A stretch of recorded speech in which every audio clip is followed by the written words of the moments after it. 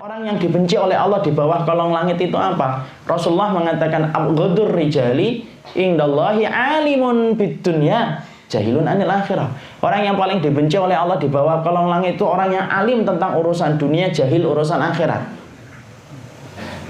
Apakah saya harus hafal Quran, Ustaz? Enggak, Allah tidak mewajibkan kita untuk hafal Quran, tapi harus paham.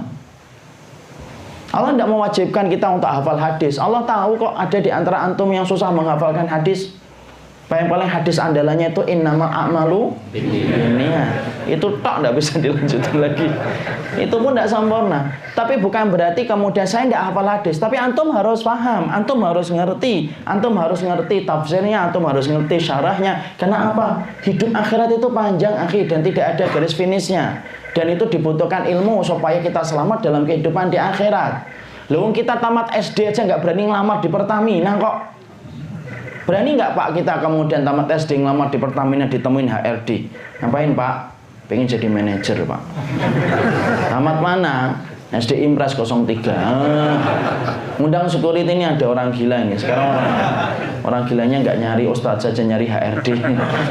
Itu kemudian dalam urusan dunia gitu. Loh, kita memaklumi itu dalam urusan dunia, kenapa nggak memaklumi dalam urusan akhirat gitu loh? Sampai kemudian kita meremehkan urusan akhirat, tidak pernah kemudian butuh dengan ilmu. Dan banyak alasan ketika mereka tidak mau belajar ilmu. Lihat ikhwan, hari-hari ini teman-teman kita, sahabat kita yang belum pernah tersentuh dengan kajian dan tidak pernah mendatangi ilmu. Macam-macam sebabnya itu. Ada yang mengatakan tidak penting, tidak profit, tidak bergengsi, ataupun dengan alasan yang kadang-kadang itu Masya Allah, alasannya itu lucu gitu loh. Ayo kita ngaji ya. Enggak lah, kenapa? Daripada nanti saya tahu.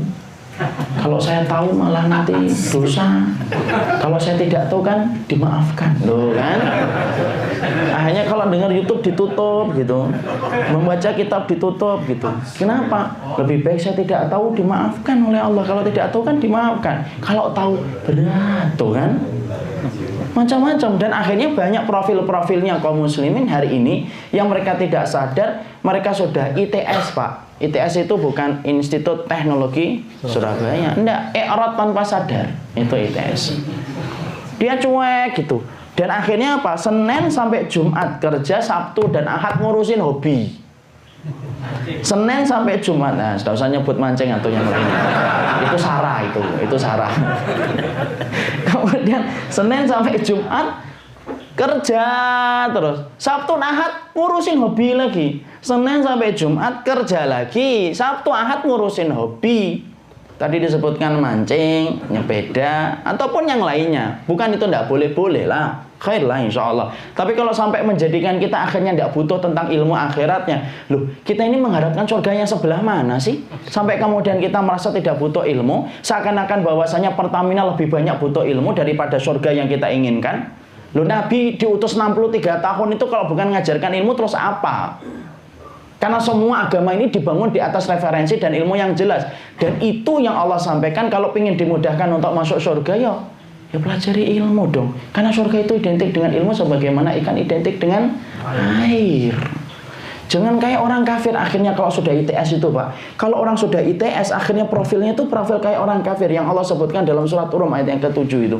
Ya'lamuna dhahiram minal hayatid dunya wa hum 'anil akhirati hum ghafilun. Orang kafir itu disifati oleh Allah. Kamu ngerti orang kafir itu kalau bicara masalah dunia detail paham mereka. Dhahiram minal hayatid dunya. Tapi kalau bicara akhirat wa hum 'anil akhirati hum ghafilun. Kalau sudah bicara akhirat mereka lalai. Coba lihat orang kafir Pak, kalau suruh membuat taman persis itu, kalau membuat membuat sungai buatan itu persis kayak sungai. Tapi kalau membuat kartun persis kayak manusia. Sampai kita kadang kagum, filmnya dahsyat betul ya. Memang spesialisasi mereka di situ Pak. Tapi coba tanya urusan akhirat, tidak paham dia. Orang kafir itu sampai beberapa tahun ke depan aja sudah tahu. Tren rambut 2020 sudah ngerti dia.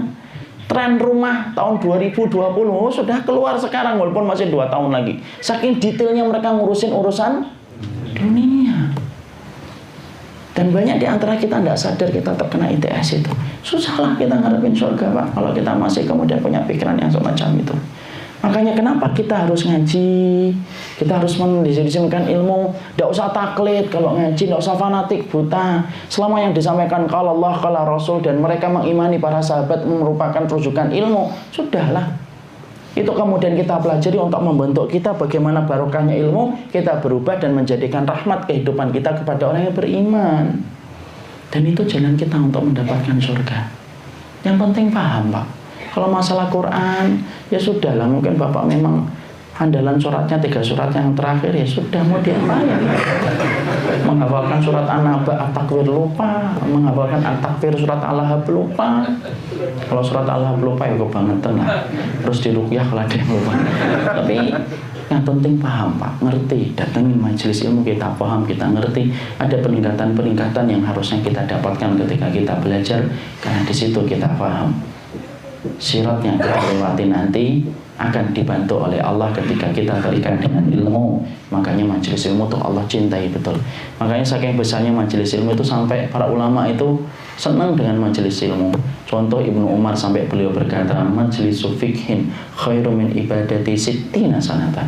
Sampai Ibnu Umar itu berkata, majelis ilmu yang menjadikan antum tahu yang sebelumnya tidak tahu, dulunya tidak ngerti sampai ngerti, lebih utama daripada ibadah sunnah selama 60 tahun.